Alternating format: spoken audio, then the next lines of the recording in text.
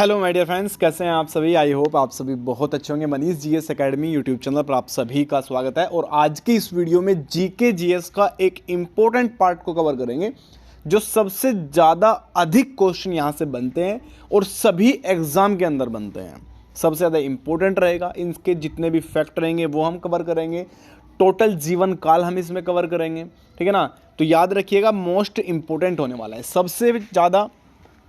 अगर अभी तक आप लोगों ने YouTube channel Manish GS academy subscribe नहीं किया तो सब्सक्राइब जरूर कर लीजिएगा और पास में लगे बेल आइकन को प्रेस कर लेना, जिससे कि आने वाली सभी वीडियो का नोटिफिकेशन आपको मिलता रहे। साथ ही साथ अगर अभी तक आप लोगों को जीके जीएस का कंप्लीट नोट्स नहीं मिला तो आप लोग जाइए टेलीग्राम में। टेलीग्राम का लिंक डिस्क्रिप्शन में दिया हुआ है, जिसमें आपको कंप्लीट नोट्स मिल जाएगा जीएस और हिंदी का।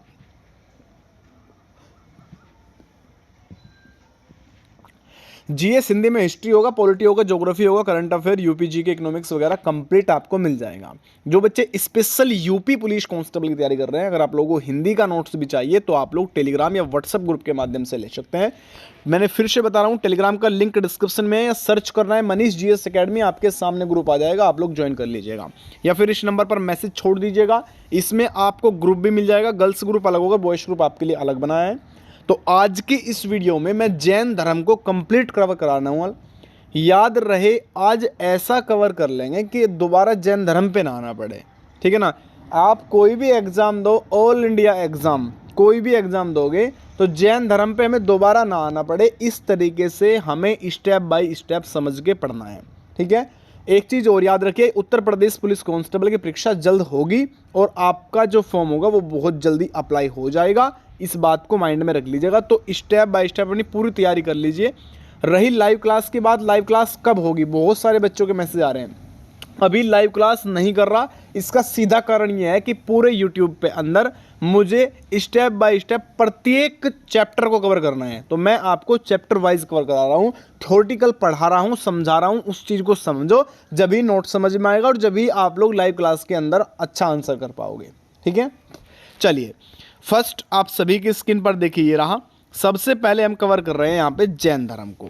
अब जैन धर्म क्या है, जैन धर्मी जो व्यक्ति हैं वे कौन होते हैं, ठीक है ना। इनका अर्थ क्या होता है, इसका मतलब क्या है, टोटल कुल कितने इसमें आप लोगों के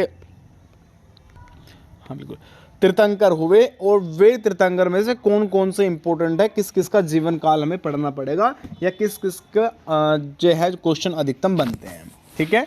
चलिए फिर फर्स्ट आप सभी की स्क्रीन पर देखिए रहा, जैन धर्म का अर्थ क्या होता है, जैन धर्म के व्यक्ति कौन है, इनका अर्थ होगा क्या। सबसे पहले याद रखिएगा, जैन धर्म का अर्थ होता है जिनको मानने वाला या जिनका अनुयायी। जिनको मानने वाला या जिनका अनुयायी। जिनका अर्थ क्या होता है, जिनका अर्थ होता है जीतने वाला। अब जीत की बात करूं, जिस व्यक्ति ने अपने मन में या अपनी वाणी पर और अपने शरीर पर संपूर्ण रूप से काबू पा लिया है, उन्हें जीत कहा जाता है। यानी कि एक तो अपने मन पर, एक अपनी वाणी पर कोई भी गलत शब्द नहीं निकलना चाहिए, और एक अपने शरीर पर, मुझे ये कार्य नहीं करना, तो कोई भी शरीर किसी भी तरीके का अगर वो करेगा हमें बिल्कुल नहीं करना, यानी पूरा शरीर पर काबू कर लेना, ठीक है। मन यानी कि आप लोग, वाणी का मतलब यानी आपको किसी को गाली गलौच नहीं करना है बिल्कुल भी। अगर आपने मन में ठान लिया मुझे ये शब्द बिल्कुल नहीं निकालने, जो गलत शब्द है सामने वाले के हृदय पे जोर पड़े, तो उनको कहा जाता है वाणी, ठीक है। इस चीज़ को समझ लिए। दूसरा पॉइंट, मन की बात कर रहे हैं कि अपने मन पे, संपूर्ण मन पे काबू करना, कि कोई वस्तु नहीं खानी तो वो खानी ही नहीं, ठीक है ना। तो इस तरीके से आप लोग समझे जैन धर्म का अर्थ सबसे ज़्यादा इंपॉर्टेंट है। किसी वीडियो में नहीं मिलेगा, मुझे लग रहा है अधिकतम वीडियो में नहीं मिलेगा, क्योंकि जैन धर्म को पढ़ाने से पहले अगर जैन धर्म का अर्थ नहीं पता तो यही सबसे बड़ी गलती हो जाती है। इसीलिए मैंने जैन धर्म का जो अर्थ है वो सबसे पहले ही आप लोगों को समझा दिया, ठीक है भैया। चलिए अब आगे निकल जाते हैं, वीडियो हो जाएगा बहुत बड़ा वरना। जैन धर्म के 5 महाव्रत तथा मूलभूत सिद्धांत हैं। नंबर 1 सत्य, नंबर 2 अहिंसा, नंबर 3 अपरिग्रह और अस्तेय यानी ब्रह्मचर्य पालन। स्वामी जो महावीर स्वामी द्वारा ये प्रतिपादित किया गया है? कौन सा 5वें नंबर का? आपसे डायरेक्टली पूछेगा कि महावीर स्वामी द्वारा कौन सा महावर्त या कौन सा मूलभूत सिद्धांत ऐड किया गया है या जोड़ा गया है, तो उसको करना है ब्रह्मचर्य पालन। ठीक है, ये सबसे ज़्यादा अच्छा है, इंपॉर्टेंट है, याद रखिएगा। इसके बाद चलेंगे हम नेक्स्ट, जैन धर्म का प्राचीन। अब देखिए, जैन धर्म एक प्राचीन धर्म है, ये बहुत पुराना धर्म है और जैन धर्म के ग्रंथों के अनुसार जैन धर्म अनादिकाल से चला आ रहा है, काफ़ी समय से। ऋषभदेव जैन धर्म के प्रथम तीर्थंकर या संस्थापक हुए। डायरेक्टली आपसे पूछेगा पहले तीर्थंकर कौन थे, तो ऋषभदेव। आपसे पूछेगा जैन धर्म के संस्थापक कौन है, तो आपको बताना है ऋषभदेव। ठीक है ना। ऋषभदेव महान सम्राट भरत के पिता थे। ऋषभदेव को आदिनाथ के नाम से भी जाना जाता है। इनमें से आदिनाथ के नाम से किसे जाना जाता है? क्वेश्चन इस तरीके से बनेगा, या फिर आपसे पूछ लेगा आदिनाथ किसे कहा जाता है, इस टाइप से क्वेश्चंस बन जाएगा। ऋषभदेव का उल्लेख है श्री मध्वगुप्त में भी मिलता है। ऋग्वेद, हाँ बिल्कुल हटा दे, हाँ सही है, ठीक है, अच्छा कोई दिक्कत नहीं, हिंदी चलेगा। ऋग्वेद के काशी सूक्त में भी जैन तीर्थंकरों का उल्लेख मिलता है। ऋषभदेव के प्रतीक का जो चिन्ह था वो क्या था? सांड था। और जैन धर्म के प्रथम तीर्थंकर ऋषभदेव की मृत्यु आर्ट्य यानी कैलाश पर्वत पर हुई थी। ठीक है भैया, सबसे ज़्यादा तो चिन्ह याद रखना है। कहाँ भैया? चिन्ह क्या था? ऋषभदेव पहला तीर्थंकर कौन है? आप लोग याद रखिए, ऋषभदेव, इनका चिन्ह था सांड। मृत्यु कहाँ पर हुई? कैलाश पर्वत पर मृत्यु हुई। जैन धर्म का अर्थ क्या है? अपने मन, वाणी और अपने शरीर पर संपूर्ण तरीके से आप लोग काबू कर लेना या आप लोग अपने कंट्रोल में कर लेना, उसे जैन धर्म का अर्थ कहा जाता है। समझते चलिएगा, बहुत बढ़िया तरीके से लेके चल रहा हूँ। जैन धर्म के 23 तीर्थंकर, जो 23वें तीर्थंकर थे वो कौन थे? पार्श्वनाथ थे। और पार्श्वनाथ काशी के राजा अश्वसेन का पुत्र था। पार्श्वनाथ 30 वर्ष की आयु में ही गृह त्याग कर वैरागी बन गए थे और पार्श्वनाथ को शाम्य पर्वत पर ज्ञान की प्राप्ति हुई। कहाँ पे हुई थी? शाम्य पर्वत पर।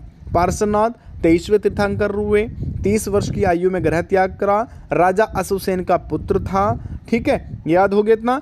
इसके बाद पार्श्वनाथ के अनुयायियों को निर्गंध्र कहा जाता है। पार्श्वनाथ महावीर स्वामी से 250 वर्ष पूर्व हुए थे और पार्श्वनाथ ने जैन धर्म में स्त्रियों को प्रवेश दिया था। बहुत बढ़िया लेवल का क्वेश्चन कह सकते हैं, जिसे सबसे ज़्यादा इंपॉर्टेंट और प्रीसियस लेवल में पूछा जाता है। कौन सा? स्त्रियों को प्रवेश किसने दिया जैन धर्म के अंदर? तो पार्श्वनाथ ने दिया भैया। किसने? पार्श्वनाथ। पार्श्वनाथ का प्रतीक क्या था? सांप, यानी कि सर्प। ठीक है भैया, क्या था? सांप, याद रखिएगा, इंपॉर्टेंट है। और ऋषभदेव का क्या था? सांड। ठीक है, दोनों पॉइंट याद हो गए तो आगे निकल जाइए फिर। इसके बाद जैन धर्म के अंतिम यानी कि 24वें तीर्थंकर महावीर स्वामी थे। महावीर स्वामी का जन्म 540 ईसा पूर्व में हुआ था। वैशाली के निकट हुआ, कुंडग्राम के अंदर हुआ था। महावीर स्वामी का बचपन का नाम वर्धमान था। इनके पिता का नाम सिद्धार्थ था और इनकी माता का नाम त्रिशला था। महावीर स्वामी का जो प्रतीक चिन्ह था वो शेर यानी कि सिंह था। सबसे ज़्यादा क्वेश्चन क्या पूछेगा? महावीर स्वामी का जन्म कब हुआ? 540 ईसा पूर्व में भैया। कब हुआ? 540। कहाँ पे हुआ? कुंडग्राम के अंदर हुआ। बचपन का नाम वर्धमान था, पिता का नाम सिद्धार्थ था, माता का नाम त्रिशला था, चिन्ह सांप था। इससे बाहर स्टेट एग्जाम का कोई भी एग्जाम हो स्टेट का तो बाहर नहीं जाएगा, ये क्लियर है बिल्कुल। महावीर स्वामी के पिता सिद्धार्थ ज्ञात्रिक कुल के मुखिया थे। कौन से कुल के? ज्ञात्रिक कुल के मुखिया थे। और महावीर स्वामी की माता त्रिशला वैशाली की लिच्छवी राज्य की राजकुमारी थी। ठीक है ना। और राजा चेटक की बहन थी। किसकी बहन थी?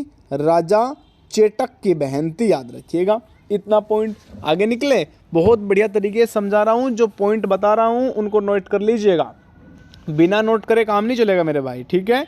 इसके बाद महावीर स्वामी के पिता सिद्धार्थ ज्ञात्रिक कुल के, अच्छा ये हमारा हो गया। इसके बाद आइएगा, महावीर स्वामी की पत्नी का नाम क्या था? यशोदा था, जिससे एक पुत्री का जन्म हुआ था जिसका नाम क्या था? अनुजा, या फिर कह सकते हैं अनुजा और प्रियदर्शनी।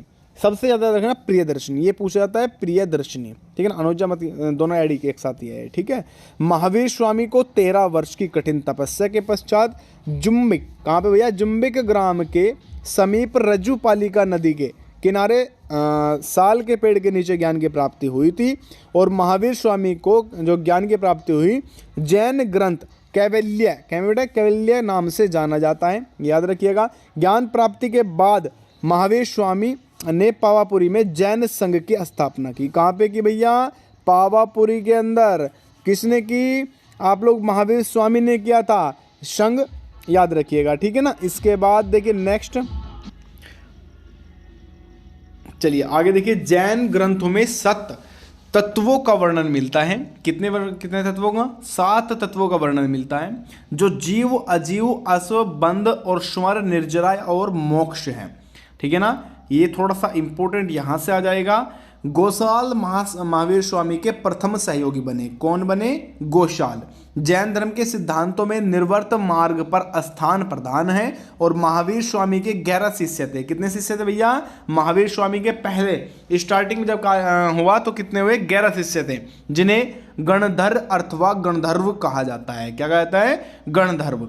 इसके बाद आपसे इस तरीके से क्वेश्चन बनेगा जो एग्जाम होगा, गणधर्व किस कह सकते हैं धर्म से संबंधित है, ठीक है ना। तो ये थोड़ा सा याद रखिएगा। मौर्य काल में जैन धर्म 2 भागों में विभाजित हुआ, दिगंबर और श्वेतांबर, ठीक है, याद रखिएगा। दिगंबर वे जो नग्न अवस्था में रहते थे, यानी जो नग्न अवस्था में रहते थे कौन, दिगंबर। और श्वेतांबर वे जो सफेद कपड़े धारण करते थे, उन्हें श्वेतांबर कहा जाता था। भद्रबाहु के शिष्य को दिगंबर कहा गया और स्थलभद्र के शिष्य को श्वेतांबर कहा गया। यानी जो सफेद कपड़े पहनते थे वे कौन थे, स्थूलभद्र के शिष्य थे भैया। किसके, स्थूलभद्र के। और भद्रबाहु के कौन थे, जो नग्न रहते हैं, ठीक है ना। भद्रबाहु द्वारा रचित कल्पसूत्र जैन धर्म का सर्वाधिक महत्वपूर्ण ग्रंथ माना जाता है। और नियुक्त के रचयिता भी कौन है, भद्रबाहु, ठीक है। नियुक्त कौन है भैया इसके रचयिता, भद्रबाहु, याद रखिएगा। इसके बाद यहां पे आइएगा, बौद्ध साहित्य में महावीर स्वामी को निगस्ट सातपुत्र अथवा निर्गस्त शस्त्रपुत्र भी कहा जाता है, ठीक है, याद रखिए। जैन धर्म का जीवन परिचय कल्पसूत्र नामक जैन ग्रंथ में वर्णित है। और जैन साहित्य को आगम कहा जाता है। क्या कहता है, जैन साहित्य को आगम कहा जाता है। जैन धर्म के मौलिक ग्रंथ कौन भैया, पूर्व कहलाते हैं। क्या कहलाते हैं, पूर्व कहलाते हैं। जैनों ने अपने धर्मोपदेश के लिए प्राकृतिक भाषा का प्रयोग किया। कैसी, प्राकृतिक भाषा का। इसके बाद जैन धर्म में 18 पाप माने गए हैं, जो हिंसा, असत्य, चोरी, प्रग्रह, क्रोध, मान, माया, लाभ, राग, द्वेष, कलह और आपका मैथुन, दोषारोपण, चुगली करना, ठीक है ना। ये सभी याद रखिएगा, इंपॉर्टेंट आप लोग। जैन धर्म के प्रमुख केंद्र की बात करूंगा। केंद्रों के रूप में मथुरा रहा है, उज्जैन रहा है, ये काफी प्रसिद्ध रहे। और मौर्य काल में मथुरा जैन धर्म का प्रसिद्ध केंद्र हुआ करता था। ये पॉइंट याद रखिएगा। महावीर स्वामी की मृत्यु निर्वाहन 72 वर्ष की आयु में 468 ईसा पूर्व बिहार के पावापुरी के अंदर, कहाँ पे, बिहार के पावापुरी के अंदर इनकी मृत्यु होगी, महावीर स्वामी की। तो ये आज की क्लास बहुत शानदार रही है। याद रहे, जैन धर्म से मैं गारंटी से बोल रहा हूँ 100% एग्जाम के अंदर क्वेश्चन बनेगा। और एक पॉइंट और थोड़ा सा यहाँ पे इस चीज़ को समझ लीजिएगा। नेक्स्ट क्लास में हम कल 8 बजे जो क्लास आएगी वो आप लोगों की बौद्ध धर्म की क्लास आने वाली है। तो इन सभी क्लासेस को कर लिया करो। 15 से 20 मिनट की क्लास है। स्टेप बाय स्टेप कह सकते हैं कि आप लोग प्रत्येक चैप्टर वाइज हो जाएगा। मेरे यहाँ से कोई ऐसी, मैं देखो लाइव क्लास मैं कर सकता हूँ, आप तो मैं थोड़ी सी नॉर्मल हूँ, चलो बात कर सकते हैं। लाइव क्लास मैं कर सकता हूँ वह भी, लेकिन आप लोगों को ये मटेरियल कब दूंगा ये बताओ मुझे। या तो क्लास उस टाइम पे अच्छा रहेगा कि हम कंप्लीट आप लोगों की तैयारी करा देंगे जब आपका एग्जाम नज़दीक होगा। उस टाइम तो चाहिए कि हाँ भैया प्रैक्टिस चाहिए, ठीक है, नए नए क्वेश्चंस के सामने निकलेंगे। लेकिन ये वीडियो अब वर्तमान में अपलोड होना बहुत ज़रूरी है। आप लोग इनसे कंप्लीट तैयारी हो जाएगी, ठीक है। चलिए बाय बाय सभी को, नमस्कार, राधे राधे, जय हिंद, जय भारत।